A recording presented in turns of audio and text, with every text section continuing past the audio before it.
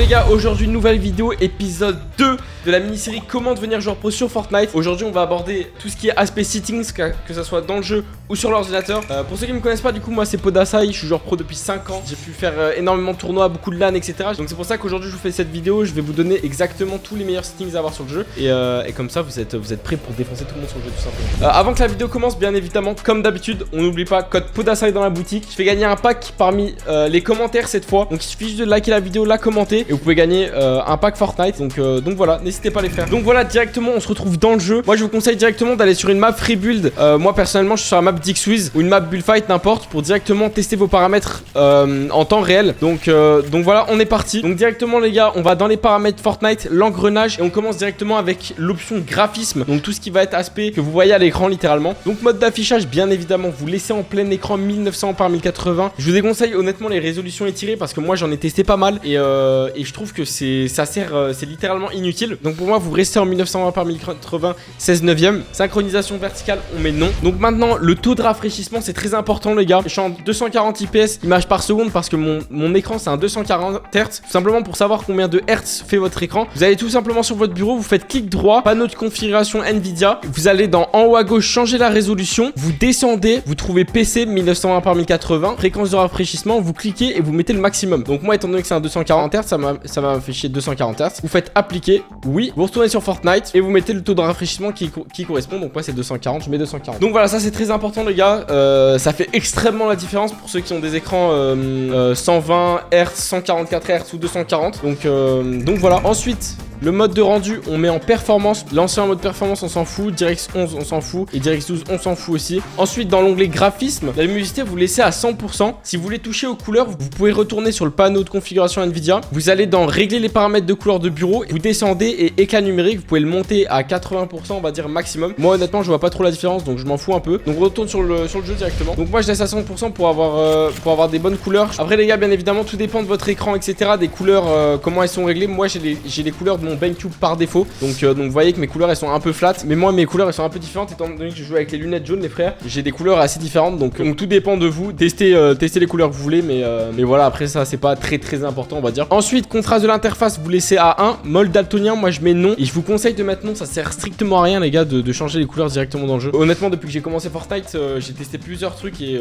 ça m'a jamais convaincu. Donc je pense laisser de base. Effet de parallaxe de menu, ça on s'en fiche. Résolution 3D très important, vous mettez à 100% les gars, sinon votre jeu tout simplement il va être flou. Ah bah voilà, littéralement on dirait un film de cul. donc voilà, je vous conseille de laisser à 100%. Bah c'est même obligatoire les gars, parce que même si je joue à 50%, vous voyez que mon jeu commence à être un peu pixelisé. Donc plus vous baissez ça, plus votre jeu sera pixelisé. Donc mettez à 100%. Résolution 3D dynamique, vous mettez non. Pour la distance d'affichage, je vous conseille de mettre proche. Moi je mettais moyen parce que ça me permet au spawn de voir les armes de plus loin. Mais je vous déconseille parce que ça dépend de votre PC, etc. On va dire que même si vous avez un gros PC, je vous conseille de mettre proche. Mais voilà. Texture, bien évidemment, on met en faible. Géométrie faible, mais de toute façon, on peut pas le changer. Paramètres graphiques avancés, vous mettez affichage des FPS. Moi, je mets oui. C'est tout simplement pour avoir l'affichage des FPS tout en haut à droite de l'écran. Donc là, vous voyez quand je bouge, etc. Bah, je vois si mes FPS ils descendent et tout. Bon, en vrai, ça sert pas à grand chose, mais bon, moi, j'aime bien savoir quand même combien de FPS je fais en Booming Zone et tout. En soi, ça, vous pouvez l'activer. Marqueur de latence, vous mettez non. Latence faible Nvidia, on met non. Et enregistrer les statistiques de performance, on met non. Donc voilà, tout simplement pour l'aspect graphisme, ce sera tout. Ensuite, on se dirige dans le son. Donc dans l'audio, on trouvera 3 onglets, le volume, le son et l'option de créateur. Bon, ça, on s'en fout, le dernier. Donc le volume, tout simplement, moi, je le mets à 10% parce que mon audio d'ordinateur est extrêmement fort. Mais ça, vous jouez, vous tirez des balles de pompe, etc. Et vous adaptez votre son en fonction de comment votre casque est réglé, comment votre son Windows est réglé, etc. Pour ce qui est de la musique, on met à 0%. On n'a pas envie d'entendre la musique au lobby. Effet sonore, moi, je mets à 50%. Je le rappelle, du coup, ça dépend du son de votre casque et de votre PC. Donc ça aussi, vous le réglez à votre sauce. Vous testez encore une fois et vous ajustez. Dialogue, on met 0%, ça on s'en fiche. Discussion vocale, on l'utilise pas. Moi personnellement, je l'utilise pas.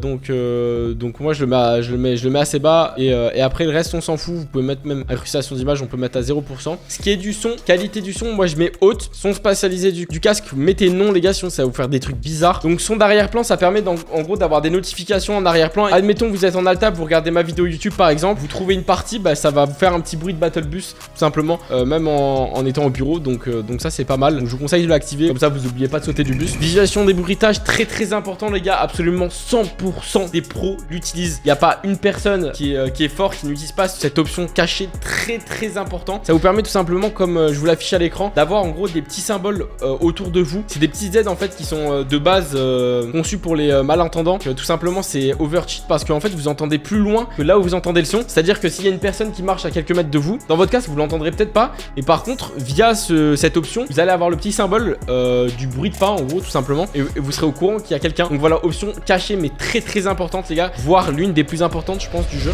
Ensuite dispositif de sortie d'audio, du coup ça vous mettez juste la sortie de votre casque. Donc moi voilà, celle qui est mise par défaut c'est celle de mon casque Black Shark. Donc voilà, maintenant on a fini avec le son les gars, on va tout simplement skip cette option parce qu'il sert un peu à rien. C'est l'option de discussion vocale. Si vous l'utilisez, bah, je vous laisse la régler, moi j'en ai pas besoin, mais sinon c'est à peu près les mêmes trucs que je vous ai expliqué. Donc voilà, directement on passe dans l'option engrenage manette là, en commençant par langue et région. Pour ceux qui savent pas, en gros sur Fortnite il y a plusieurs régions comme ça affiché à droite. On a auto, donc moi ça sera l'Europe. Vous avez l'Amérique du Nord, l'Amérique centrale, l'Amérique ouest, Europe, Océanie, Brésil, Asie, Moyen-Orient. Là directement vous regardez là où vous avez le moins de MS. Normalement de toute façon de base automatiquement c'est mis là où vous avez le moins de MS. Donc moi automatique c'est 3 MS, je suis à Paris. Europe par exemple pour les amis québécois, vous serez en Amérique centrale je pense, et vous aurez pas mal de ping. D'ailleurs j'oublie de préciser, mais du coup si vous jouez une cash cup en Europe par exemple, faut savoir que le tournoi est disponible dans toutes les régions, c'est à dire qu'il y a juste le cash prize qui change. Et moi voilà, si demain je décide de faire une solo victory cup en Europe, je peux la jouer quand même en Amérique centrale par exemple. En général les tournois d'Amérique centrale c'est les plus worst entre guillemets. Après l'Europe commence en général vers 1h du matin et c'est là où il y a le plus de cash prize après l'Europe. Donc voilà, directement vous mettez en automatique les gars, vous laissez ça comme ça. Pour le langage vous pouvez mettre en français ou en anglais comme vous voulez. Moi je mets mon jeu en anglais pour apprendre les items en anglais, étant donné que je joue avec Asa qui est allemand, et on parle en anglais tous les deux. Donc voilà. Dans l'onglet déplacement, appuyez une seule fois pour sprinter, vous mettez oui, parce que sinon en gros vous allez devoir rester appuyé sur votre touche pour sprinter. Donc ça on s'en fout, on veut pas. Ensuite ouverture des portes auto, je mets non. Mettez non parce que le problème c'est que imaginez vous êtes en fight, il y a un mec qui vous fait une porte, ça va vous faire l'animation de la porte, et quand vous avez l'animation de la porte vous pouvez tout simplement pas tirer tout de suite. Donc surtout ne mettez pas l'activation des portes automatiques, c'est pas ouf, ça sert à rien, ça peut vous désavantager dans certaines situations. Donc on met non. Activation de l'escalade, vous mettez maintenir pour sauter, comme ça en fait vous avez juste à rester appuyé sur votre touche pour escalader.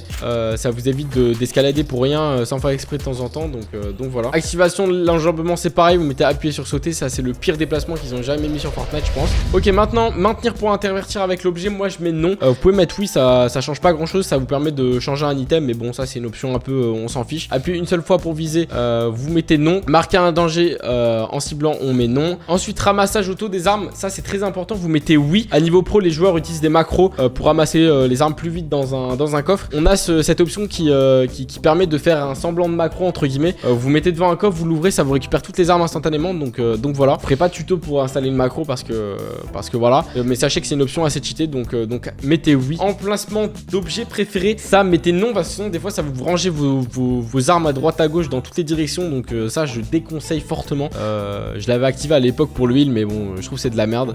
Donc mettez non. Réinitialiser la structure choisie, vous mettez non. Construction turbo, vous êtes obligé de mettre oui les gars, tout simplement parce que si je mets non, ça va, vous pouvez pas build en fait. Tout simplement, je reste sur mon clic, dites-vous là je reste sur mon clic, ça construit plus. Il va falloir que je clique un par un. Donc surtout vous mettez oui les gars, comme ça en gros quand vous restez sur votre clic, ça construit directement. Vous n'avez pas besoin de cliquer construction par construction, vous avez juste à rester appuyé et vous allez beaucoup plus vite comme ça. Donc voilà. Donc voilà, ça vous mettez oui. Construction turbo, vous mettez oui. Montage, modification simple, ça dépend de votre niveau. Si vous êtes vraiment pas bon au jeu et que vous venez de télécharger le jeu, je vous conseille de mettre oui. Ça vous permet tout simplement d'appuyer une fois et c'est une aide assistée à l'édit on va dire. Bon après si vous êtes avancé comme moi, vous mettez non. Ensuite désactivation de modification, vous mettez non. Et maintenant le plus important pour les edits, on pose souvent la question, est-ce que tu es en edit unrelease, est-ce que tu es en edit en confirmant. Moi je suis en edit unrelease depuis maintenant plus d'un an. Dernière grande finale que j'avais fait avec Snazy, donc ça remonte. Honnêtement personnellement mon avis c'est de vous conseiller d'aller en edit unrelease, tout simplement parce qu'on n'est plus en 2012, il n'y a plus l'histoire de ça vous désavantage sur votre crosshair placement. Non, on n'est plus en 2012. Le problème qu'on disait à l'époque c'était c'était que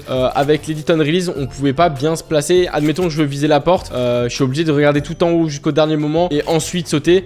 Mais bon, ça c'est plus des trucs qu'on fait en 2026 quasiment. Là juste l'objectif c'est d'aller le plus rapidement possible, de piste, de tout simplement maintenant en 2026. Plus t'es rapide, mieux c'est. Dites-vous ça dans votre tête. Donc c'est pour ça que je vous conseille fortement l'Edit on Release. Si vous êtes en éditant confirmant et que vous avez un très bon niveau, je vous conseille de rester dans ces cas-là avec l'éditant confirmant. Mais pour ceux qui par exemple débutent le jeu et qui veulent s'améliorer ou qui ont envie de passer un step supérieur, je vous conseille fortement de mettre l'Edit on Release. Donc c'est à dire vous mettez le deuxième onglet modifié. Vous mettez pas les deux, vous mettez juste modifié. Donc option de jeu supplémentaire, ça on s'en fiche un peu les gars, vous pouvez copier mais ça sert à rien. Rediffusion, enregistrer rediffusion, mettez oui les gars, ça vous permet d'analyser vos parties une fois que vous êtes mort. Donc ça très important si vous voulez vous améliorer, je vous conseille fortement de l'activer. Donc ensuite on passe directement à l'interface de jeu. Nombre de dégâts, moi je préfère en cumulatif, ça vous permet de pas mentir sur vos dégâts, c'est-à-dire que si vous mettez 3 fois 30 à l'air, bah ça vous affiche 90 au lieu de 30 et du coup vous pouvez pas vous tromper et pas donner des fausses informations à votre coéquipier. Échelle de nombre de dégâts, vous mettez au maximum. Option d'échelle d'interface, si vous voulez la même que moi, je vous conseille 75%. Après vous pouvez la descendre ou la monter en fonction de comment vos yeux ils s'adaptent. Donc voilà, maintenant interface de jeu c'est fait. On va directement dans clavier souris, étant donné que ça c'est un truc réservé pour les manettes, j'y toucherai pas. Sensibilité de la souris. Donc là on va être dans un onglet qui est réservé pour la souris et le clavier.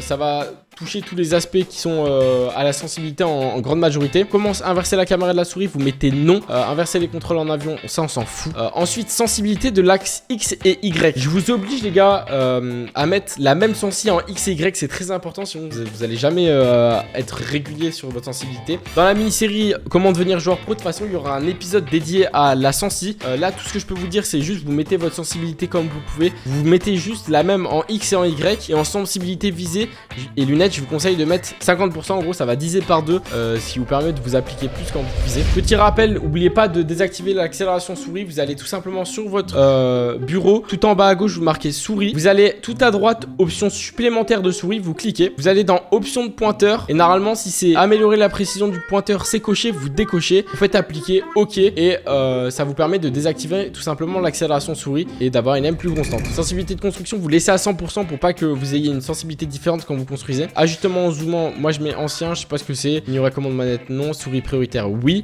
Mouvement du clavier. Maintenant on va parler des doubles mouvements, c'est très important, ça a été ajouté sur Fortnite il y a quelques temps parce qu'avant on devait acheter des claviers et des logiciels externes pour avoir ces mouvements. C'est les mouvements manettes on appelait ça.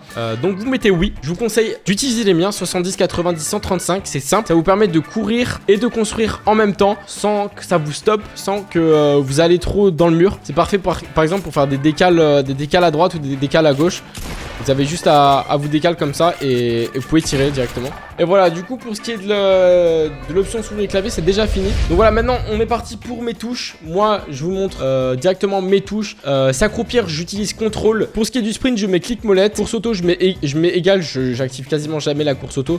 Donc voilà, c'est pour ça c'est une touche assez loin. Sauter espace bien évidemment. Pour ce qui est avancer à la gauche, reculer à la droite ZQSD. Donc voilà, ça vous mettez pas. Fonction principale de l'arme, tirer viser. Donc clic gauche pour tirer, clic droit pour viser bien évidemment. Recharger, je mets R. Pour la pioche je mets E, tout simplement j'utilise le même doigt pour éditer que pour prendre ma pioche. Ça me permet d'aller très rapidement quand je dois pickaxe le mur de quelqu'un. Donc voilà, je peux sortir direct ma pioche et édite instantanément. Pour l'arme 1, voilà, j'utilise A parce que c'est une touche très accessible.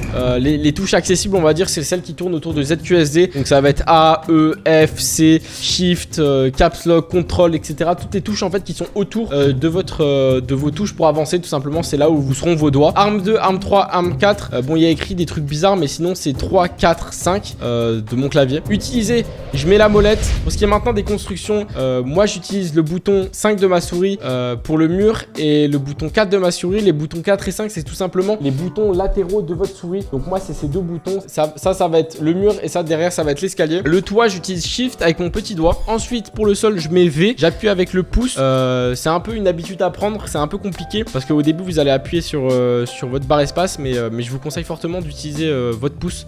Pour les pièges, je mets W. Bon, après, c'est une touche un peu ghetto, mais voilà, c'est pas une touche que tu utilises très souvent dans la game. Placer la structure, vous mettez clic gauche, très important, parce que sinon vous allez juste pas pouvoir placer vos structures avec la même touche, avec la touche avec laquelle vous tirez. Réparer, améliorer, moi je mets G. Moi je mets G tout simplement parce que j'édite avec F, donc juste vous inversez les deux. Modifier la structure, je vous conseille très fortement de mettre F et pas mettre G, tout simplement parce que G est plus loin pour vos doigts que la touche F. C'est pour ça que je vous conseille de mettre réparer, améliorer G, et modifier la construction, je vous conseille de mettre F. Ensuite, pour le reset molette, vous mettez le reset molette vers le bas, juste à droite, de modifier la structure et de réinitialiser la structure aussi. Ça va vous permettre de réinitialiser votre wall instantanément en mettant un coup de molette. Donc voilà, hop, hop, hop. Donc tout simplement, vous tirez votre balle et vous mettez un coup de molette et ça réinitialise le wall directement. Donc ça, c'est une option très importante, les gars. Communication, ça c'est très important quand vous jouez en duo. Moi, je mets C. Ça, vous pouvez l'enlever parce que moi, j'appuie juste 2 fois sur C pour mettre des marqueurs ennemis. Emote, ça, on s'en fout. Je mets une touche très loin pour éviter d'appuyer sans faire exprès. Afficher l'inventaire, très important. Normalement, de base, votre jeu, il vous propose I, je crois. Donc surtout rapprocher, mettez sur une touche rapprochée. Moi, je mets T. T, voilà, c'est une touche qui est très accessible aussi. Afficher la carte, pareil. C'est important d'ouvrir sa carte très souvent si vous avez une situation de moving zone, etc. qu'il faut afficher la carte. Voilà, vous devez avoir une touche accessible, c'est pour ça que je mets tab. Et tout ce qui est du reste, c'est pour le mode créatif, donc on ne va rien toucher, les gars. C'est vous voyez, c'est tout ce qui est véhicule, etc. Donc à la limite, à la grande limite, vous faites de la MM et vous devez changer les touches de votre véhicule.